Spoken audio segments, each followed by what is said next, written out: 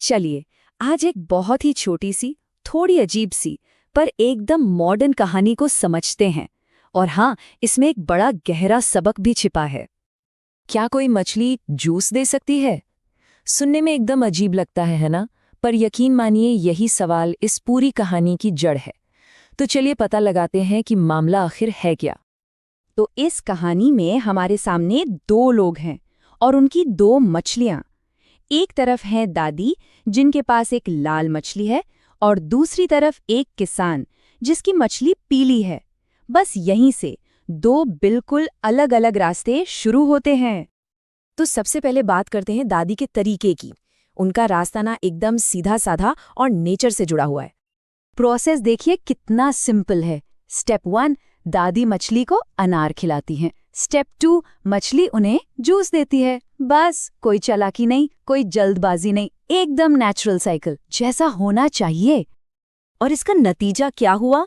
नतीजा ये कि दादी को मिलता है ढेर सारा अनार का जूस। मतलब उनका सब्र और वो जो नेचुरल तरीका था वो पूरी तरह से काम कर गया। अच्छा, अब आते हैं कहानी के दूसरे पहलू पर, किसान के रास्ते पर। देखिए, किसान भी चाहता तो वही था जो दादी को मिला, लेकिन उसका तरीका वो एकदम अलग था। तो किसान ने क्या किया? उसने दादी की नकल करने की सोची। उसने अपनी पीली मछली को आम खिलाए। सोचा कि भाई शायद मुझे भी वही रिजल्ट मिल जाएगा। लेकिन ऐसा हुआ नहीं।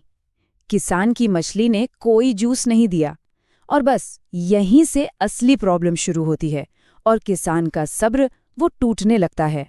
तो अब सवाल ये है कि जब नेचुरल तरीका फेल हो जाए तो एक बेसब्र इंसान क्या कदम उठाता है?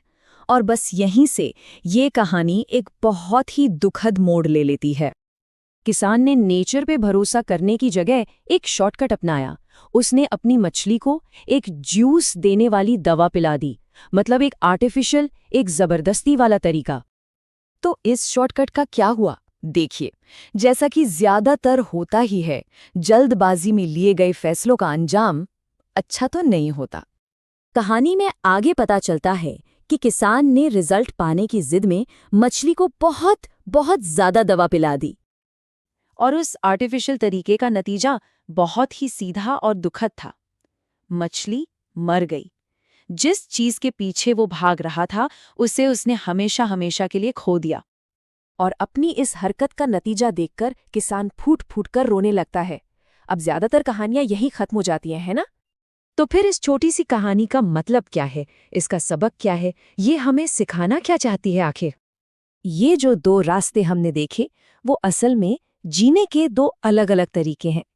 एक तरफ दादी का रास्ता, जो हमें सिखाता है सब्र रखना और नेचुरल चीजों की रिस्पेक्ट करना। और दूसरी तरफ किसान का रास्ता, जो जल्दबाजी, आर्टिफिशियल तरीकों और शॉर्टकट से होने वाले नुकसान के बारे में हमें चेतावनी देता है। लेकिन रुकिए, अगर किसी को लगा कि कहानी यहाँ खत्म हो गई तो ऐसा बिल्कुल नहीं है। इस कहानी में एक आखिरी ट्विस्ट है, एक ऐसा मोड़ जो इसे एकदम आज के जमाने की कहानी बना देता है। किसान के रोने वाले सीन के ठीक बाद कहानी का राइटर एक बड़ी ही अजीब सी लाइन लिखता है, जिसका कहानी से पहली नज़र में कोई लेना देना नहीं लगता, पर उसका मतलब बहुत गहरा है। कहानी खत्म होती है इस लाइन से।